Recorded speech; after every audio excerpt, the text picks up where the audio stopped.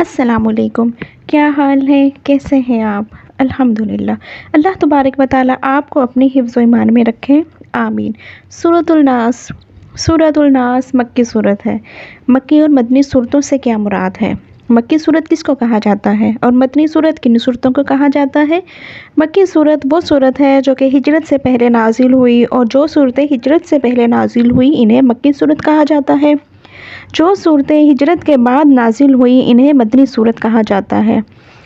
بسم اللہ الرحمن الرحیم۔ شروع اللہ کے نام سے جو بڑا مہربان نہایت رحم کرنے والا ہے۔ یہ آیت کریمہ بذات خود ایک معجزہ ہے۔ اس آیت میں جتنے بھی حروف ہیں، اگر مقررات کو حذف کر دیا جائے تو باقی 10 حروف بچتے ہیں۔ مقررات کا کیا مطلب ہے؟ مقررات کا مطلب ہے جو لفظ ڈبل آئے ہوئے ہوں، جیسے الف ہے، را ہے، میم ہے، یہ ڈبل ٹرپل آئے ہیں۔ اگر ان کو ایک بار میں کاؤنٹ کیا جائے تو یہ 10 حروف بنتے ہیں۔ یہ آیت کریمہ معجزہ کس طرح سے ہے؟ اس آیت کریمہ میں 10 حروف ہیں، اور قرآن پاک کی کوئی بھی آیت ایسی نہیں جس میں ان 10 حروفوں میں سے کوئی ایک حروف بھی موجود نہ ہو۔ قرآن پاک کی ہر آیت میں ان 10 حروف میں سے کوئی نہ کوئی حرف ضرور موجود ہوتا ہے۔ سورۃ الناس کی فضیلت میں آتا ہے، ایک حدیث میں آتا ہے کہ نبی کریم صلی اللہ علیہ وآلہ وسلم کو نماز میں بچھو نے ڈس لیا۔ آپ نے نماز سے فارغ ہونے کے بعد پانی منگوایا، نمک منگوایا اور اس جگہ پر ملا، اور ساتھ ساتھ آپ اس پر سورۃ ناس، سورۃ فلق، سورۃ اخلاص اور سورۃ الکافرون بھی پڑھتے رہے۔ اس سے آپ صلی اللہ علیہ وآلہ وسلم کو افاقہ ہوا، یعنی درد کم ہو گیا، ختم ہو گیا تھا۔ اس حدیث کی فضیلت کے بارے میں آتا ہے، قل اعوذ، کہہ دیجئے، قل کہہ دیجئے، اعوذ میں پناہ پکڑتی ہوں، میں پناہ میں آتی ہوں، بربی جو کہ رب ہے، الناسی لوگوں کا، مالکی مالک ہے، الناسی لوگوں کا، الہی معبود ہے، الناسی لوگوں کا، من شر شر سے، وسواسی وسوسہ ڈالنے والے کے شر سے، خناسی جو کہ پیچھے ہٹ جانے والا ہے، الذی وہ جو، یوسوسو وسوسہ ڈالتا ہے، فی صدور الناس لوگوں کے سینوں میں، من جنتی جنوں میں سے، والناس اور انسانوں میں سے۔ اچھا، قل اعوذ برب الناس، کہہ دیجئے میں پناہ میں آتا ہوں لوگوں کے رب کی، قل کہہ دیجئے، یہاں آپ صلی اللہ علیہ وآلہ وسلم سے خطاب کیا جا رہا ہے، اعوذ میں پناہ میں آتی ہوں۔ اچھا، یہاں پناہ سے کیا مراد ہے؟ پناہ سے مراد ہے، ایک ہم مثال لیتے ہیں، جیسے ایک چھوٹا بچہ جب خطرے میں ہوتا ہے تو وہ ماں باپ کی گود میں پناہ لیتا ہے کہ یہ ماں باپ مجھے بچا لیں گے۔ اگر ماں باپ بھی کمزور ہوں، بچا نہ سکتے ہوں، تو ماں باپ بادشاہ سے بچنے کی درخواست کرتے ہیں کہ بادشاہ اپنی قوت اور طاقت فوج کے ذریعے سے بچا سکتا ہے۔ اگر اسے یہ نظر آ رہا ہو کہ اس خطرے سے بچنے میں بادشاہ کا ناکام نظر آ رہا ہے، تو پھر وہ اس ہستی کی پناہ لیتا ہے جسے وہ غیبی قوتوں کا مالک سمجھتا ہے، کہ جب دنیا کے تمام اسباب ختم ہو گئے تو بعد میں اس کے علاوہ کہیں سے پناہ نہیں مل سکتی۔ کہا گیا ہمیں بھی اللہ تبارک و تعالیٰ سے اللہ کی پناہ لینی چاہیے۔ بربی، رب کسے کہتے ہیں؟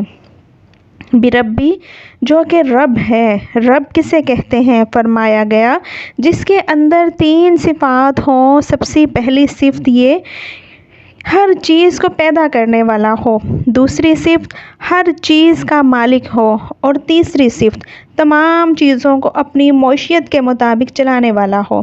جس کے اندر یہ 3 صفات، یہ 3 اوصاف جمع ہوں گے اسے رب کہتے ہیں۔ رب جو ہے وہ رباب سے ہے۔ رباب کس کو کہا جاتا ہے؟ رباب کسے کہتے ہیں؟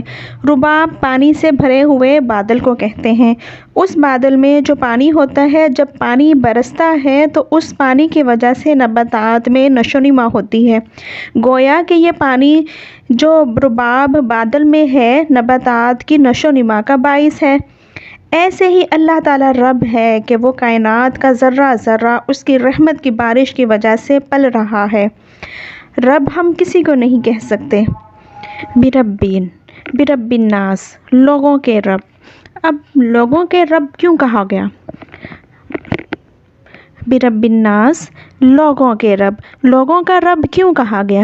اللہ تبارک و تعالیٰ جو رب ہے تو ہر چیز کا ہی رب ہے، انسانوں کا، جانوروں، جانداروں، حشرات، غرض کے سب مخلوق کا رب اللہ ہی تو ہے۔ لیکن یہاں پر الناس، لوگوں کا رب کہا گیا ہے۔ کیوں لوگوں کا رب کیوں کہا گیا؟ اس لیے لوگ جو ہیں یعنی انسان جو ہیں وہ تمام مخلوقات سے زیادہ فضیلت اور شرف والی مخلوق ہے۔ تمام مخلوق پر فضیلت حاصل انسان کو ہوئی ہے، اس کا نام لیا گیا ہے، لوگوں کا نام لیا گیا ہے۔ اگر ہم قوت کے حساب سے دیکھیں تو جانور طاقتور ہیں۔ اگر بیل کے ساتھ ہماری کشتی ہو تو ظاہر سی بات ہے کہ بیل جیت جائے گا کیونکہ وہ زیادہ طاقتور ہے۔ اگر عقاب کو دیکھیں، اس کی نظر جو کافی تیز ہے، 1 میل کے فاصلے پر اپنا شکار دیکھ لیتا ہے۔ پرندے ہوا میں اڑتے ہیں، اس کا مقصد یہ نہیں کہ وہ ہم سے زیادہ فضیلت والے ہیں، نہیں، اشرف المخلوقات صرف انسان ہیں، بلکہ اللہ تعالیٰ نے انسان کو جو عقل، شعور عطا کی ہے، اس کی بنا پر انسان اشرف المخلوقات ہے۔ ٹھیک ہے، ہم بیل سے ہار جائیں گے، لیکن اگر ہم لاٹھی اٹھا لیتے ہیں اور بیل پر چلا دیتے ہیں، بیل چل پڑتا ہے۔ بیل کے اندر اتنی طاقت نہیں ہے کہ اس میں اتنی عقل نہیں ہے، سمجھ نہیں ہے کہ وہ بھی لاٹھی اٹھا کر ہمیں چلائے۔ اگر چیل ہے، چیل 1 میل کے فاصلے پر اپنا شکار دیکھ لیتا ہے۔ اللہ تعالیٰ نے انسان کو جو عقل، فہم، سمجھ، شعور عطا کیا ہے، انسان نے اپنی عقل سے دوربین ایجاد کر لی ہے۔ اگر پرندے ہوا میں اڑتے ہیں تو انسان نے بھی ہوائی جہاز تیار کر لیے ہیں۔ تو انسان اشرف المخلوقات ہے۔ اس بنا پر برب الناس، لوگوں کا رب اس لیے کہا گیا ہے۔ تو اس صورت میں آگے جو ہے مالک الناس، لوگوں کا بادشاہ ہے، الہ الناس، لوگوں کا معبود ہے۔ اس میں اللہ تعالیٰ نے 3 صفتیں بیان ہوئی ہیں، جبکہ سورۃ فلق میں اللہ کی 1 صفت بیان کی گئی ہے اور اس میں 3 صفتیں بیان کی گئی ہیں، یعنی سورۃ فلق میں اللہ تعالیٰ کی 1 صفت بیان کی گئی تھی اور سورۃ ناس میں اللہ تعالیٰ کی 3 صفتیں بیان کی گئی ہیں، اور سورۃ ناس میں 1 چیز سے پناہ مانگی گئی ہے اور سورۃ فلق میں 1 صفت بیان کر کے 3 چیزوں سے پناہ مانگی گئی ہے۔ یہ جب آپ پڑھیں گے تو سمجھ آ جائے گی۔ اس میں یعنی سورۃ ناس میں 3 صفتیں بیان کر کے 1 چیز سے پناہ مانگی گئی۔ اب کس چیز سے پناہ مانگی گئی؟ وسوسہ سے، وسوسے کے شر سے پناہ مانگی گئی ہے۔ کیوں؟ کیونکہ وسوسہ جو ہے ان تینوں جو پچھلی سورۃ فلق میں بیان ہوئی، ان تینوں سے زیادہ خطرناک ہے۔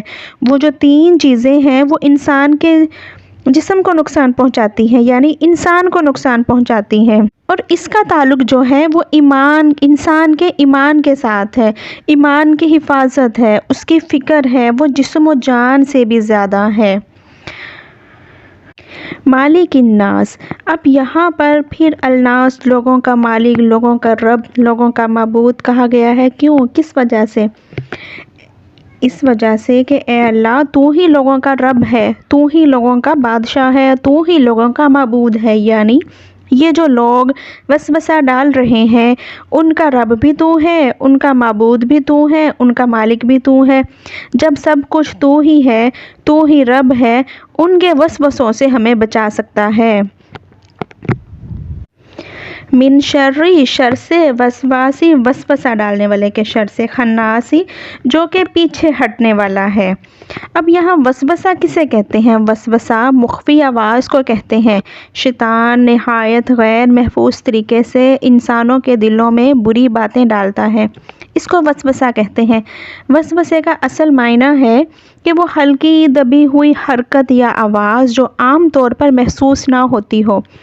اس سے مراد وہ بات بھی ہوتی ہے جو آہستہ میں آپ کسی کے کان میں کہیں، جو صرف اس سے سنائی دے، اور وہ بات بھی ہے جو آواز کے بغیر ہی دل میں ڈال دی جاتی ہے، جس طرح کہ شیطان انسان کے دل میں وسوسہ ڈالتا ہے۔ یہ دونوں ہی باتیں ہیں۔ शैतान इंसान के दिलों में किस तरह वसवसा डालता है, किस तरीके से वसवसा डालता है। शैतान इंसान के दिल में सबसे पहले जो वसवसा डालता है, इसके दिल में शुबहात पैदा करता है कि सबसे पहले उसका अकीदा ख़राब करने की कोशिश करता है। बेशक फिर शक में डालता है, उसके दिल में